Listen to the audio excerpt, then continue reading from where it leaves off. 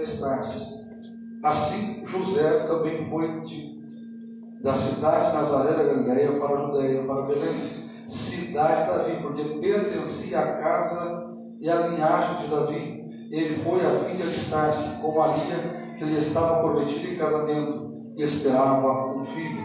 Enquanto estavam lá, chegou o tempo de nascer o bebê, e ela deu à luz o seu primogênito, envolveu-o em panos e colocou-o numa manjedoura, porque não havia lugar para eles na hospedaria. Amém? Bota a mão aí, certo, irmãos? Irmãos, nós estamos no segundo dia da campanha. Jesus, o Senhor Jesus é o meu Senhor. E a intenção é despertar os irmãos para conhecer mais sobre a pessoa, sobre a obra e sobre os ensinamentos de Jesus. Cada vez mais o que nós temos visto, ou pelo menos entendido, é que a mensagem sobre a pessoa de Jesus está ficando cada vez mais escassa nos nossos meios. Hoje nós ouvimos muitas mensagens, mas pouco se fala sobre a pessoa, sobre a obra ou sobre os ensinamentos de Jesus. Algum tempo atrás eu até gravei um vídeo falando sobre que o evangelho dos nossos dias é paradoxal àquilo que Jesus pregava. Paradoxal é o contrário. Então muitas coisas que hoje os pregadores estão pregando, muitas mensagens que estão sendo faladas na igreja, não tem nada a ver com aquilo que Jesus ensinava. Jesus ensinava uma coisa e a igreja atual está ensinando outra. É claro que ainda existe um remanescente de homens e de mulheres que ensinam a verdade, que vivem a verdade e que têm sede, zelo e fome pela palavra do Senhor. Mas a quantidade de pregadores e de pregações fora do texto bíblico é imensa. Então, a minha intenção é direcionar os irmãos sobre a pessoa de Jesus. E a melhor forma de nós começarmos é falar um pouco sobre o seu nascimento, sobre como tudo começou. A Bíblia Sagrada, os 4 primeiros livros do Novo Testamento, que são chamados livros biográficos, Mateus, Marcos, Lucas e João. Esses 4 evangelistas, eles vão escrever e registrar a vida e o ministério de Jesus, principalmente os últimos 3 anos da vida de Jesus ou do ministério de Jesus. Cada um desses evangelistas, eles escrevem com um teor e com um propósito, e para um grupo de pessoas. Mateus direciona que Jesus é o Messias, cumprindo as promessas e as profecias bíblicas. Por isso você vai encontrar geralmente a frase: cumpriu-se o que o profeta disse, cumpriu-se o que o profeta vaticinou. Ou seja, Mateus escreve com essa intenção, de fazer com que os judeus entendessem que Jesus era o Messias prometido, e não somente era o Messias prometido, mas era aquele que vinha da linhagem real de Davi. Marcos escreve diferente. Os irmãos podem entender que Marcos não fala nada sobre o nascimento de Jesus. Marcos, ele usa muito uma palavra no seu evangelho, que é a palavra imediatamente. E ele foca muito nos milagres de Jesus. Marcos, ele vai direto ao ponto. Então, quando ele escreve o seu evangelho, ele vai direto ao ponto, nos milagres, nos sinais, nos prodígios, nas maravilhas de Jesus. Lucas já dá um teor mais humano a Jesus. Lucas já escreve o seu evangelho mais com um teor humano. Ele vai pesquisar o nascimento de Jesus, a vida de Jesus. Então, Lucas escreve mais com essa índole, com essa intenção. Já o apóstolo João é diferente. A visão que ele apresenta de Jesus é do Deus que se fez homem. Ele começa dizendo: no princípio era o verbo estava com Deus e o verbo era Deus. E aí ele vai falar desse verbo que encarnou-se e como Deus, Filho, realizou sinais, prodígios e maravilhas. Então os 4 livros, os 4 evangelhos são evangelhos biográficos, ou evangelhos que narram mais detalhadamente a vida, a obra e os ensinamentos de Jesus. Como eu disse, como nós fizemos a leitura inicial no começo do culto, nós vemos em Mateus capítulo de número 1. não foi isso? E nós falamos sobre Jesus, que está cumprindo as profecias que foram profetizadas no Velho Testamento. Porque o Velho Testamento está recheado de promessas sobre o Messias que viria. Quem mais profetizou sobre a vinda do Messias é o profeta Isaías. Ele é até chamado de profeta messiânico. Ele é aquele que no seu capítulo 7, no versículo 14, ele fala: uma virgem conceberá e dará à luz a um filho, lhe chamará o seu nome Emanuel. Ele vai falar sobre o ministério, o reino de Jesus, em Isaías capítulo 9, versículo 6. O principado está sobre os seus ombros, porque um filho se nos deu, um menino se nos nasceu, e o principado está sobre os seus ombros. E ele será chamado maravilhoso, Deus forte, Pai da eternidade, o príncipe da paz. Isaías também vai falar sobre a sua crucificação. Isaías 53, e quem deu crédito à nossa pregação e a quem se manifestou o braço do Senhor. Então Isaías é, do Velho Testamento, o homem que mais profetiza sobre a pessoa do Messias. E Mateus, ele vai trazer o cumprimento dessas profecias na pessoa bendita de Jesus. Até aqui os irmãos estão entendendo?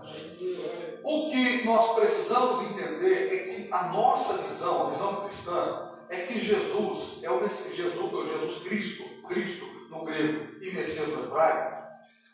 O nosso Jesus, ele é o Deus Filho, 100% homem e 100% Deus.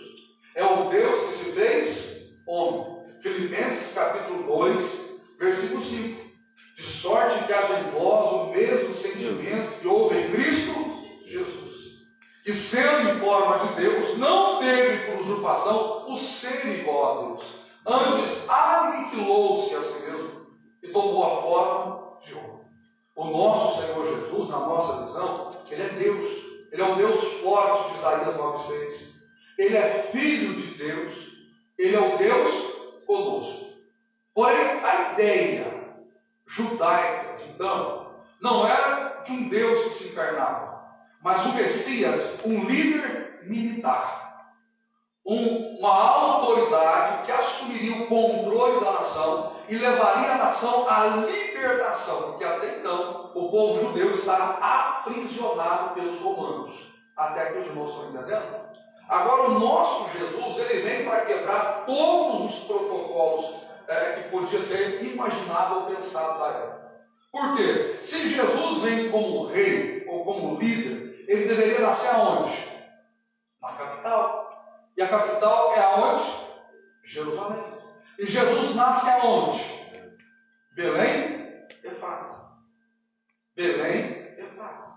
Porém, José e Maria não moram em Belém. Eles moram aonde?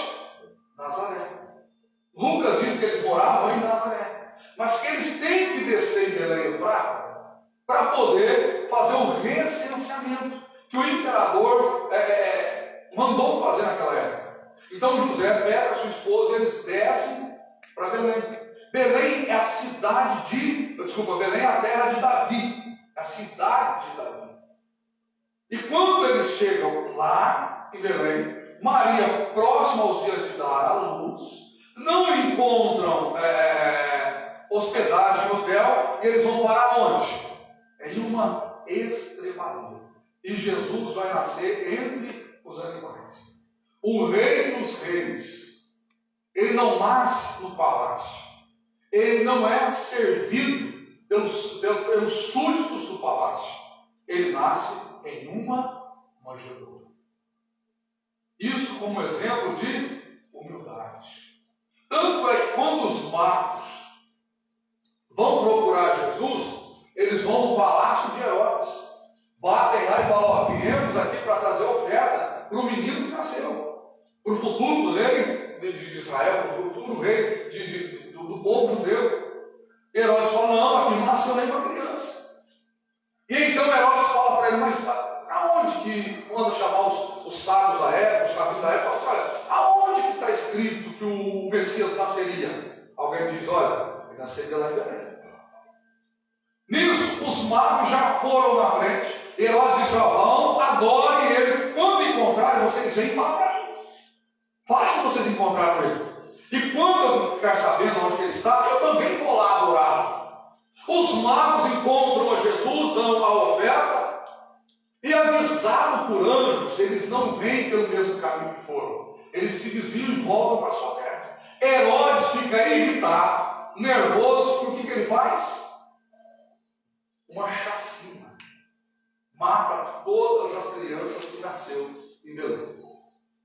Miqueias, capítulo de número 5, se não me foge a memória, versículo 2. O profeta profetizou: e tu, Belém de Judá, ou Belém Efrata, de forma alguma será das menores de Israel, porque de ti há de nascer o santo. Irmãos, o nosso Jesus, ele vem contra todas as probabilidades da época.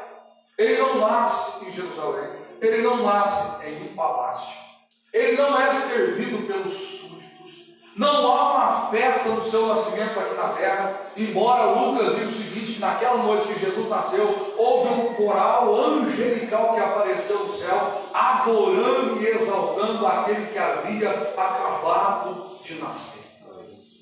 O nascimento, a concepção de Jesus já é algo fantástico, né, irmãos? A concepção de Jesus é algo fantástico. Mateus diz assim, olha, que José havia desposado com Maria, ou seja, havia contraído com Maria um noivado. Porém, o anjo do Senhor visitou Maria e disse assim: bem-aventurado é tu entre as mulheres, porque você foi escolhida entre as mulheres, e de ti há de nascer aquele que vai salvar os homens, os seres humanos. Maria, ainda virgem, ela está desposada, ela está noiva, mas ela ainda não tinha tido relações com José. Mas o anjo disse: você vai conceber e vai dar à luz. Aí o texto diz o seguinte: o Espírito Santo envolve Maria, e Maria fica grávida, concebe, e vai gerar por 9 meses aquele que vai salvar toda a humanidade. Irmãos, teologicamente falando, a concepção e o nascimento de Jesus é um mistério fantástico. Porque Jesus é Deus. Como Deus, Ele é Criador. Paulo diz assim, né? Por Ele, através dele, foram feitas todas as coisas. Colossenses capítulo 1, versículo 12 a seguir. Nele, por Ele, através dele, foram feitas todas as coisas. João, no capítulo 1, ele fala que Ele criou tudo. Tudo foi feito por Ele e através dele. Jesus, onipotente, onipresente, onisciente. Como onipotente possui todo o poder, como onisciente está em todo lugar, como onipresente está em todos os lugares. Aí ele vai despir-se da sua glória, vai esvaziar-se da sua glória e vai assumir a frágil figura de uma criança. Imagine você, o Deus eterno, se tornando uma criança, simples, frágil, precisando ser cuidado e alimentado.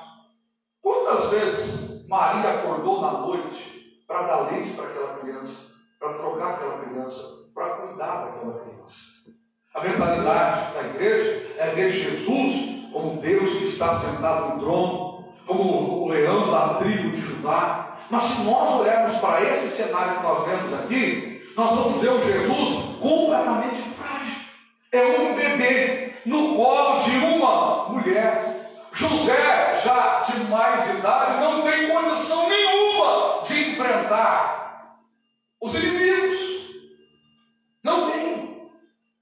Quando Herodes manda matar a criança, o que aconteceu? O que acontece? O anjo chega para José e fala assim: José, pega sua mulher, pega seu filho e sai, vai embora.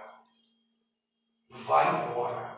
Porque José não era rei, não tinha exército, não tinha soldados. José era um simples carpinteiro. Olha que coisa fantástica, irmãos. Eu disse isso aqui na terça-feira passada. Quando nós falamos de Jesus e do ministério de Jesus, nós falamos de tudo aquilo que é contraditório. Nós falamos de tudo aquilo que tinha, tudo aquilo que existiu que não daria certo e que deu certo. Porque Jesus nasce em uma estrebaria de um casal simples, uma menina virgem que vai conceber, vai dar à luz, um homem que não tem posses nenhuma. O dinheiro que eles vão ter para poder fugir foi aquilo que eles angariou ganhando dos 3 magos que levaram para eles ouro, incenso e mirra. Os irmãos se lembram quando Maria vai oferecer Jesus no templo? Sai 2 pessoas, uma é Simão e a outra é a profetisa. Olha para Maria e fala: olha, uma espada transpassará a sua alma. Maria entendeu que desde aquele momento ela sofreria muito, mas ela assumiu a responsabilidade. A nossa irmã Helena trouxe uma palavra muito bonita sobre Maria e a coragem e a obediência, a fidelidade dela em aceitar ser a genitora do nosso Senhor e Salvador Jesus. Os irmãos estão entendendo? Para falar daquele que é o Rei dos Reis e Senhor dos Senhores, para falar daquele que venceu na cruz do Calvário, nós precisamos começar do início. E como qualquer um de nós, ele nasceu. Foi uma criança, seus pais tiveram que fugir para o Egito, porque Herodes queria matá-lo. Quando ele foge, há uma mortandade terrível na cidade de Belém. O autor bíblico diz o seguinte: ele cita um texto profético dizendo assim: Raquel querendo chorar com seus filhos, mas já não existem, porque muito sangue foi derramado. Vão para o Egito, ficam lá até que Herodes morre, e então eles voltam e vão viver em Belém. Foram morar em Belém? Não, onde eles foram? Nazaré. Porque Mateus capítulo 8 é o seguinte: ele vai ter que ser conhecido como o Nazareno. Irmãos, a nossa concepção de cidade, deixa eu falar uma coisa para os irmãos. A nossa concepção de cidade, só para não me alongar muito, a nossa concepção de cidade hoje, por exemplo, eu venho de uma cidade interiorana. Minha cidade, no sul de Minas, ela tem 10 mil habitantes. Então, quando eu vou me referir à minha cidade, eu falo: a minha cidade é muito pequena, porque tem 10 mil, no máximo 15 mil pessoas. Nós moramos em Campinas, uma cidade que é uma metrópole. Só a região metropolitana de Campinas é quase 3 milhões de pessoas. Então é muita gente. A cidade de Nazaré tinha mais ou menos, nos dias de Jesus, no máximo 800 a 1000 pessoas. De 800 a 1000, eram muito poucas pessoas que moravam ali. E Jesus vai viver a sua infância naquela aldeia. Vai viver a sua infância naquela cidade. Nós não temos muito registrado sobre a infância de Jesus ou sobre a sua adolescência. Nós só temos esse registro do seu nascimento, a forma milagrosa em que Jesus foi concebido, que ele nasceu, o livramento que ele teve, e depois ele vai aparecer com 12 anos, quando seus pais vão ao templo, e os seus pais voltam para casa e ele continua no templo, e quando os seus pais se dão conta que ele não está mais na caravana, voltam então para Jerusalém. Ele está sentado entre os doutores. Ele está sentado entre os doutores. Irmãos, vou repetir novamente o que eu tenho dito. A pessoa de Jesus, o ministério de Jesus, os ensinamentos de Jesus, quando você começa a ler, começa a estudar, isso causa, não em você, pelo menos em mim, causa um pensamento seguinte: os líderes cristãos e evangélicos hoje estão muito, mas muito distante de tudo aquilo que Jesus viveu, pregou e ensinou. Primeiro, Jesus nunca morou em um condomínio fechado. Jesus não tinha carros do ano. O seu nascimento foi extremamente simples e humilde. Morando numa casa humilde, com pessoas humildes. O seu nascimento não havia nenhuma suíte, não teve um hotel reservado somente para ele, não houve uma maternidade reservada somente para ele, os melhores médicos não se reuniram para trazer ele à luz, não!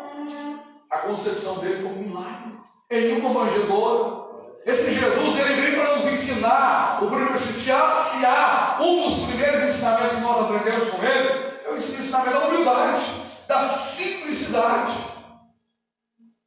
Jesus não ensinou a prepotência, a arrogância. Você vai ter, você vai ser, o teu nome vai estar estampado nos jornais, você vai conquistar o mundo, você vai ser famoso, você vai ser famosa. Não! Ele, o Deus que se fez homem, nasceu de forma tão simples e viveu de forma tão humilde. Não ostentou luxo, não ostentou riqueza, não ostentou poderio econômico. Pelo contrário, viveu na casa de um homem extremamente simples, que era José, o carpinteiro. Claro que quando nós falamos carpinteiro, a ideia hoje que nós temos de carpintaria é de alguém que trabalha em madeira, construindo cadeiras, mesas, armários, guarda-roupa. Mas no grego bíblico, né, carpinteiro não era aquele que simplesmente cuidava de madeira, mas era aquele que trabalhava na construção de casas. Se pudéssemos explicar melhor, Jesus não fazia cadeira, Jesus trabalhava com casas. Era o serventão de José. Era aquele que pegava no batente no pesado. Os irmãos estão me entendendo? Não era aquele que viveu no palácio sendo alimentado por criados. Não. Eu estou enfatizando muito isso nessa notícia. Não nasceu no palácio, não teve ama, não teve súditos, não viveu ostentando riqueza, luxo, não. Nasceu e viveu de forma simples, humilde. Não ensinou mensagem de riquezas materiais. Você não vai encontrar nos ensinamentos de Jesus nenhuma 25 leis para você ficar rico. Não. Você não vai encontrar nos ensinamentos de Jesus: siga os passos para ficar um milionário. Não. Você não vai encontrar nos ensinamentos de Jesus os 7 passos para ser a pessoa mais conhecida da terra. Não. Jesus veio ensinar uma mensagem para a salvação da nossa alma, para a edificação da nossa vida espiritual. Por isso a pessoa, a mensagem, a obra de Jesus, ela confronta contra tudo aquilo que os judeus esperavam. Os judeus esperavam um rei, um líder que levasse o povo a pegar em armas, a defender a si mesmo. Não, Jesus foi simples e humilde. Nem mesmo quando ele foi ser levado para a cruz, ele se defendeu. Como uma ovelha muda, ele entregou-se diante dos seus tosquiadores. Essas mensagens podem decepcionar você. Essas mensagens que nós vamos pregar, vamos ensinar aqui nas quintas-feiras, nas quartas-feiras, podem decepcionar você. Porque se você veio aqui, ou você pensou que nas minhas pregações sobre Jesus, eu iria exaltar esse mesmo Jesus do mundo lá fora, ou que muitos pregadores estão exaltando, não. Porque esse Jesus que o povo está pregando, eu não o conheço. Eu não o conheço. Ah, pastor, mas em Apocalipse ele aparece como Rei dos Reis, Senhor dos Senhores. Os seus cabelos são brancos como a lã, os seus pés como latão reluzente. Ele é chamado de Rei dos Reis, Senhor dos Senhores. Sim, irmãos, mas isso é a figura vitoriosa de Jesus. E essa figura vitoriosa não traz a ideia de uma concepção. Irmão Fernando, Jesus vai te fazer um homem vitorioso. E o irmão Fernando fala: sou vitorioso. Aonde que eu moro? Em um condomínio de luxo. Sou vitorioso porque eu tenho um carro na minha garagem importado, um helicóptero no meu heliponto. A minha conta bancária, eu sou milionário. É essa a concepção de evangelho que Jesus ensinou? Não! Jesus não ensinou isso. Na sua forma de viver, ele ensinou a ser simples. Os irmãos estão entendendo? Tem um pregador pentecostal, eu sou sincero, mas não perdoe a minha linguagem, é tão imbecil, né? É tão imbecil. Jesus era milionário, tinha casa na praia. Essa casa nem era dele. Essa casa nem era dele. Era emprestada em Cafarnaum. Mas há um imbecil que tenta colocar coisas no Evangelho, que o Evangelho não diz sobre isso. Hoje o enfoque dessa mensagem é na simplicidade do nascimento de Jesus. Amém? Se coloque de pé. Eu quero orar com você, meu irmão.